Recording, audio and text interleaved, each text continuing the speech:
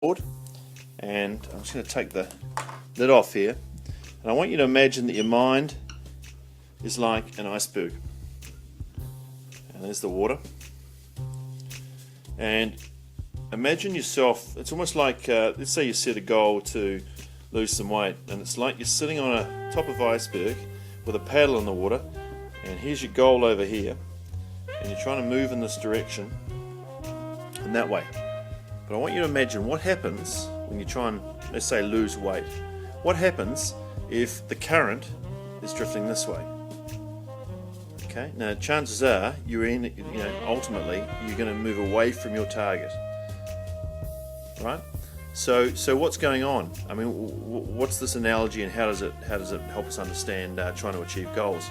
Well, I just want you to look at, there's two parts to this iceberg here. There's the top bit up here, and just want you to imagine this is like your conscious mind, okay? And then down below, it's like your subconscious. We all know we've got a conscious mind and a subconscious mind, but most people aren't particularly familiar with this part down below the waterline. We're all pretty well aware of this and how that operates, and most people try and convince themselves to achieve goals by using logic and reason. But we're not particularly well trained at how to influence this part of the brain. And the problem is, if this part's not going in line with where you want to go, you might take a few paddle strokes in this direction, but ultimately you're going to end up going this way. So the question is, how do you communicate with the subconscious part of the mind? Down here, how do we get the arrows turning around and going back the other direction? Well, the secret is these two parts of the brain speak a different language. And as I said up here, this part understands logic and reason, but unfortunately if you try and speak logic and reason to this part of the brain, it won't understand. It's like speaking to a Frenchman in English. He won't understand, and he'll carry on going in the same direction he's always doing. The secret to communicating with this part of the brain is to speak the language it understands, and then it works on images and emotions.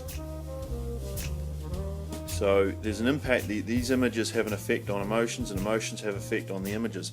So sometimes if you've ever seen a scary movie and got scared, even though you know they're just pretending, it's not real, it's just pretending, then you'll still end up getting scared. And you might decide to turn the TV off for 10 minutes or go make a cup of tea because you're being scared, even though logically you know they're just pretending. Because this part of the brain does not understand the difference between what's real and what's imagined. So it will react as if it's really happening.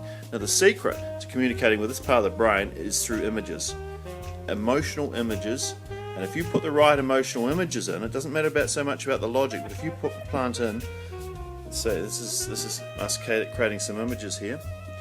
If you slot in the right emotional images, then you can start to redirect this part of the brain in any direction you want to. And the secret is, that's why visualization works so well.